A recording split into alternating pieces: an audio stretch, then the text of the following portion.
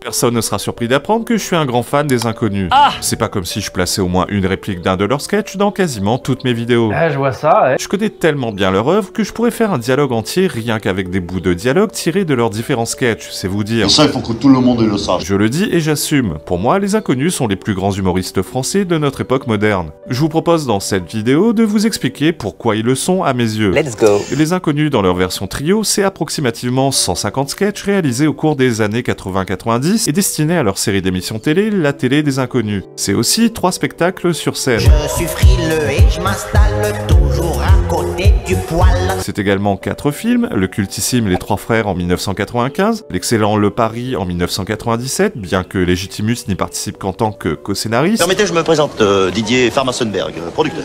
Et vous avez produit quoi? Baise-moi par les citrons et bien que je te fouette sale chienne.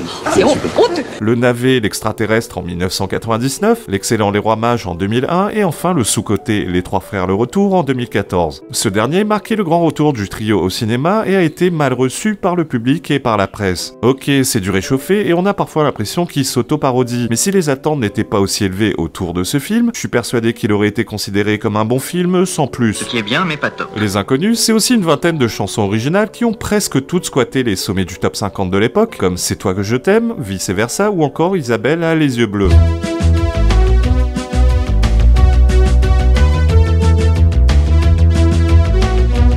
Depuis, la petite bande existe toujours, mais à ma connaissance, ils n'ont pas de projet commun à venir. Chacun fait sa petite vie de son côté, tantôt en tant qu'acteur, réalisateur ou producteur, chacun rencontrant un certain succès. Oui, il y a toujours des nostalgiques qui rêvent d'un retour au cinéma en mode trio, mais surtout un retour sur scène, mais pour moi, ce serait une mauvaise idée. Leur héritage reste intact, mais les Inconnus font désormais partie du passé. Ce sera plus jamais comme avant, et c'est rarement une bonne idée de recycler à l'infini les recettes du passé, en particulier dans le métier d'humoriste. Y'a pas d'ampoule électrique nuit, jour, nuit.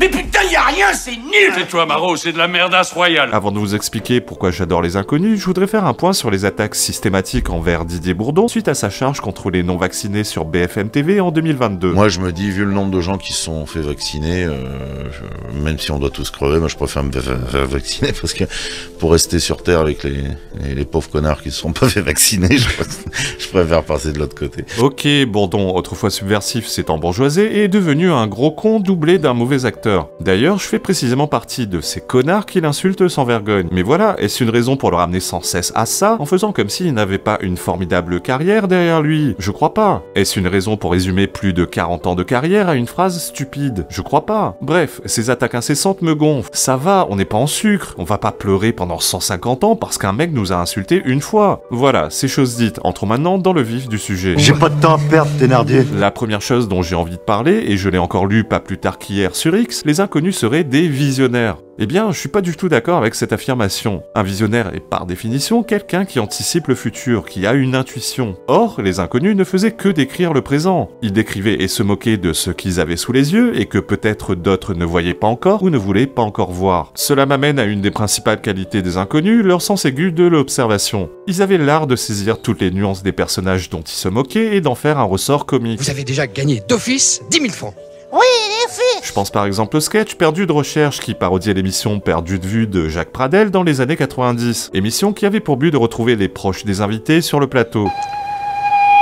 Voilà, à travers les rires et les larmes, c'est l'émotion. Ils ont su capter cette façon particulière qu'avait Jacques Pradel de surjouer le pathos pour susciter l'émotion chez le téléspectateur. Alors, pour faciliter les choses pour les téléspectateurs qui, j'en suis sûr, sont déjà très émus.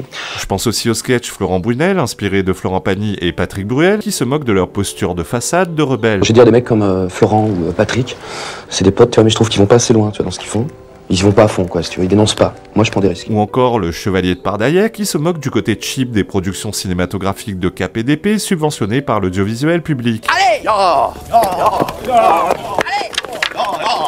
Elle a fière allure, cette armée! Avec de la figuration française. Pour revenir à l'affirmation précédente comme quoi ils auraient été visionnaires, je pense au sketch L'enseignement. Tout y est dans ce sketch. Les profs, tous de gauche, surtout préoccupés par leurs fiches de paix. Alors, bon, les propositions elles sont claires. Primo, revalorisation des pouvoirs d'achat. Deuxio, augmentation des salaires. Et tierceau de primo, plus d'argent à la fin du mois. La prof impassible alors qu'un élève vient de lui jeter un couteau en plein cours, bah c'était pas visionnaire ça. Aujourd'hui on voit plus que ça, mais ça existait déjà dans les années 90. Pareil pour le sketch d'anticipation La France de demain, où la télé de 2035 est exclusivement dominée par l'influence nord-africaine. Ravi de vous retrouver pour les programmes de ce soir. Vous verrez donc à 18h les dessins animés avec Disney Channel, dans lequel vous retrouverez notre héros préféré, Aziz, le vengeur mosqué, suivi tout de suite après de Alice au pays des merguez. Là encore, c'est pas visionnaire. L'invasion migratoire n'a pas commencé dans les années 2000. La société française n'a pas commencé à changer en profondeur depuis 10 ou 20 ans. Les envahisseurs, ces êtres étranges venus d'ailleurs pour conquérir la Terre. Je te jure, on va tous les niquer. Toutes les prémices étaient déjà réunies à l'époque des Inconnus. C'est simple, ils ont tout parodié, les émissions télé avec TV Magouille ou Question pour du pognon. Qui a découvert le rayon X en 1895? Philippe? Willem Rodten. Les soaps américains avec Sate Barbera ou Maîtresse et Patient. Stéphane, pourquoi m'as-tu toujours caché que tu avais du sang noir dans les veines? Mais voyons Stéphane, mon père est né à Stockholm et ma mère est berlinoise, tu le sais bien. Les films américains avec Fuck You. You see my dick, man? You see my dick? I'll fuck you! Yes, you see my finger? I put it in your ass, fuck! Les films d'auteurs français avec Le Doutage, le théâtre moderne avec Les Œils en coulisses. Tu as déjà fait l'amour avec un homme? Je ne sais pas, je ne sais plus. Cela fait 2 mois que nous sommes ici et tu as trouvé le moyen de me tromper. S'il te plaît, je suis peut-être une rapide, mais je ne suis pas comme... Mais oui. La musique, les talk-shows avec Trouble Jeu. Pas mal, mais je te signale que la merde ça a du goût. Et moi je reproche à ton émission de pas en avoir. Au-delà de tout, il parodie surtout la société française en mettant en avant ses travers, notamment avec les gens du quotidien. Le médecin, l'épicier, la femme de ménage et j'en passe. Pourquoi que c'est ouvert? Pourquoi que tu voudrais qu'on ferme, mon frère? Allez, bien sûr que c'est ouvert, qu'est-ce que tu veux? J'y vais des piles, je vais te trouver les pipilles. Alors, où sont les pipilles? Voilà les pipilles. Alors, 1983 francs. Ah, excuse-moi, c'est la date limite. Toutes les races y sont passées, noirs, blancs, arabes, asiatiques. Sinon, ce que je peux vous conseiller aussi, c'est le Tsingtao. Le Tsingtao, c'est une viande de chez nous, c'est cuit à la vapeur avec des nouilles, c'est très très bon. Alors, de Tsingtao, très bien. Tsingtao, merci. Toutes les religions, catholiques, musulmans, juifs. 1225, moins 917, ça fait 308 francs de différence. Alors, les intérêts dans tout ça. Et tu me les donnes, les intérêts, je te laisse le point. Comment ça tu veux que je te donne? Ça m'intéresse pas. Tu vois, si vous voulez me niquer tous les deux. Toutes les nationalités, toutes les régions de France, tous les accents régionaux. Excusez-moi, le journal de 13h, on pourrait pas plutôt le faire à 16h de l'après-midi? Ok. Non, parce que là, Merci. Ce que je trouve fabuleux avec les Inconnus, c'est qu'ils savaient se moquer des gens avec tendresse. Ce n'était jamais avec malveillance ou mépris. Ou du moins, c'est comme ça que moi et beaucoup de gens le ressentions. À titre de comparaison, j'avais beaucoup de mal à l'époque avec l'humour des Deschiens. Ça avait beau être de l'humour, je pouvais pas m'empêcher de ressentir un certain malaise et un mépris de classe envers les gens de la campagne dans leurs sketchs. Oui, c'est la même chose, hein. C'est la même chose? Oui, je vois pas d'autre différence. Pas d'autre différence. Alors, allez, l'autre vin, l'autre bouteille. Il est bon, hein. Aujourd'hui, beaucoup des sketchs des Inconnus ne passeraient plus, et ce, même quand on a l'intelligence de ne pas cibler qu'une seule population. Prenez les Envahisseurs par exemple. Ils ont fait du Alexandringer 30 ans plus tôt, ce qui vaut en ce moment même des ennuis judiciaires à ce dernier. Monsieur Marcel Vincent, vous m'avez indiqué de soi-disant repères, de forte concentration. Exterminateur en 2025, c'est procès direct pour incitation à la haine raciale. Bijor, mon frère, comment...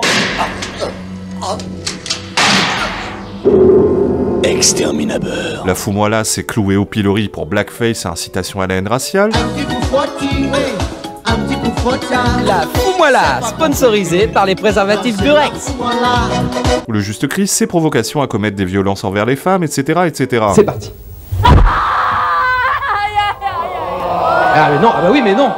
Mais c'est aïe, c'est pas oui. Derrière une apparente légèreté se cachait une plume de génie. Les Inconnus maniaient la langue française comme personne. Subtilité rhétorique, jeu de mots, contrepétrie, calembour, références littéraires, cinématographiques, philosophiques et j'en passe. Excuse pour l'eau, mais cet argent me défrise. Il renifle malhonnête. Eh dis donc la môme, c'est pas le moment de me donner des cours de catéchisme. Je t'ai toujours dit le zig. À force de fouiller la merde, tu vas te retrouver avec un crâne de suppositoire. Ce talent d'écriture était au service d'un talent d'interprétation salué par tous. Quand les Inconnus interprètent des personnages, on y croit. Quand Didier Bourdon interprète le français bof un peu raciste sur les bords dans le sketch Nouvel An, on y croit. Ah putain, toi ta gueule, hein. Quoi, ouais, les immigrés sont encore chez moi ici. Ils sont encore chez moi. Tu me traites d'immigré, moi. Viens là. Quand Légitimus interprète une infirmière antillaise, on y croit. Là, par exemple, c'est la chambre 208. Ça veut dire que la chambre 208 a besoin urgent qu'on vienne le voir urgemment. Quand Bernard Campan parodie Pascal Sevran, on y croit également. Puisqu'on parle de voix, on va écouter. Elle est où la caméra? Hein? Tintin, elle est où? Là, c'est celle-là. Les inconnus ont réussi l'exploit de séduire un large public, allant des prolos aux bourgeois en passant par la classe moyenne. Si tout le monde n'est pas nécessairement fan des inconnus, en revanche, je n'ai jamais entendu quelqu'un dire qu'il peut pas les encadrer. Ça doit certainement exister, mais ça reste rare. Des nuls, par exemple, étaient déjà beaucoup plus clivants. Leur univers pipi, caca, couche, bite, chatte, vomi et l'entre-soi bobo parisien ne plaisait pas à tous. À l'opposé, un bigard par exemple ne plaira pas aux bourgeois, ces derniers le considérant comme vulgaire et grossier. Ils avaient fait un lâcher de salope, c'était de l'élevage, dis donc. Coluche en son temps était également très populaire chez les prolos, mais était souvent pris de haut par l'intelligentsia des grandes métropoles.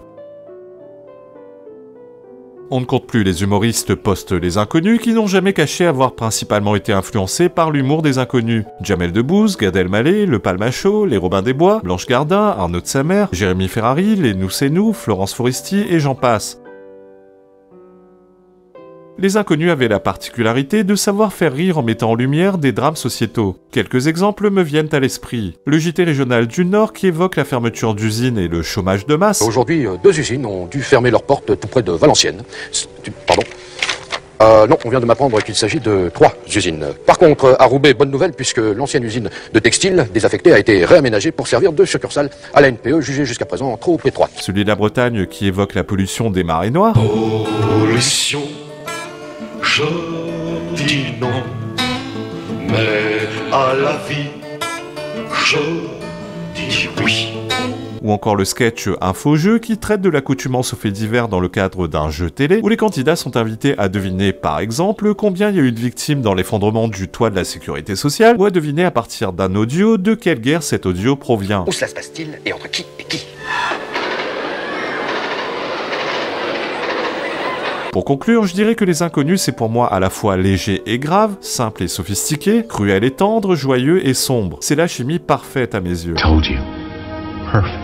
Voilà, cette vidéo est à présent terminée. Je vous en parle plus trop ces derniers temps, mais sachez que ma cagnotte est toujours en ligne, donc si le cœur vous en dit et que vous avez envie de m'encourager dans mon travail, n'hésitez pas à faire un petit don en vous remerciant. Quant à moi, je vous dis à un de ces 4 pour éventuellement une nouvelle vidéo de votre volaille préférée. Allez, ciao.